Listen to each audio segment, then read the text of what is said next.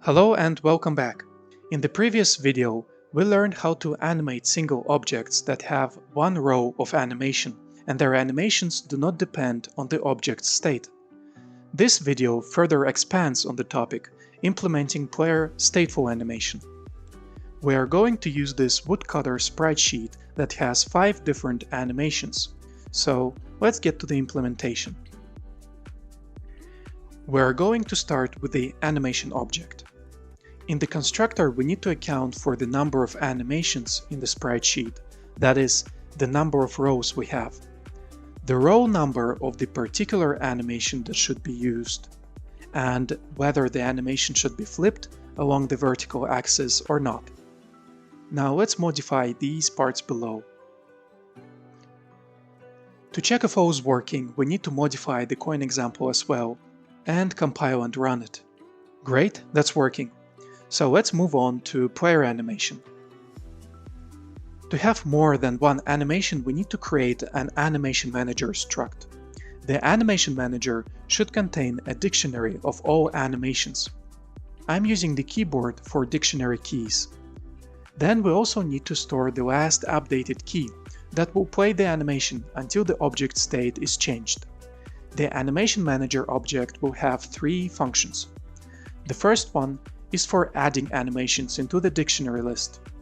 The second one is responsible for playing the animation. If a key exists, then the corresponding animation is played. Otherwise, we stop and reset the animation. Lastly, we need a draw method to display an animation to the screen. That is all we need for the animation manager. Now let's test it out. Firstly, load the sprite sheet into the memory. Secondly, switch to the player module and create an animation manager object. We also need to add player speed variable to implement movement. In the constructor, we need to configure animations. For example, I'm going to bind the idle animation to no key, so it is played by default. Now let's configure the animation. I specified that sprite has 6 frames and 5 different animation rows. The animation should be played for 0.15 seconds and it should play the first animation row. If I open the sprite sheet, this is the first row, the second one, the third, the fourth, and the fifth. Lastly, we don't need to flip the animation, but it's the default, so I will remove this. Let's configure the rest. The next step is to process the events and update the animation.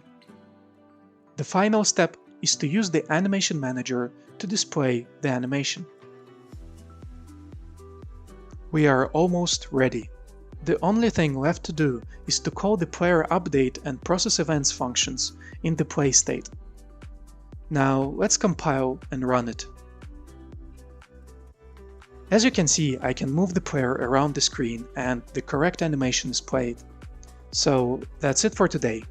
If you have any questions, leave a comment below and see you next time.